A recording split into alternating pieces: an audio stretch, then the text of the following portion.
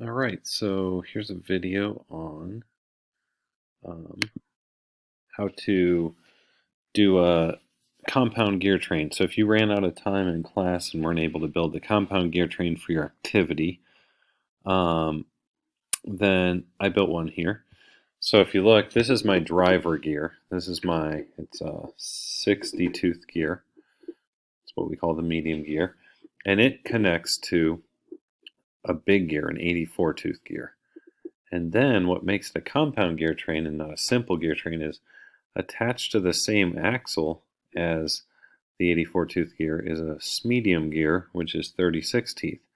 So every revolution of this big guy matches up with a revolution of this one, which is not normal because normally the smaller ones spin faster than the bigger ones as far as revolutions per minute. And then, so I have a 60 input going to an 84 output, and then I have this other little gear train, which starts with a 36 tooth gear and ends up at a 60.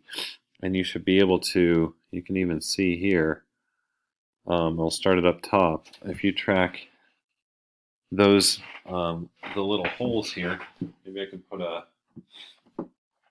a colorful piece of paper on here so you can track how many times it spins. So if I put this little pink piece of paper right here, you can tell which part is up. And then you can see, okay, if I do one revolution of this, so I'm going to crank this down and back up. There's a full revolution of my starting gear, my input gear. And you can tell this gear has definitely not gotten all the way around. And you could do, okay, what if I take 2 full revolutions? Not all the way around. 3, okay, I didn't quite get to 3, so it's 2 and change. You can figure out what that is by doing your calculations on a compound gear train, which is not just simply 60 divided by 60, the output to the input, like it would be for a simple gear train, because that would have spun around one time for every one time I spun this.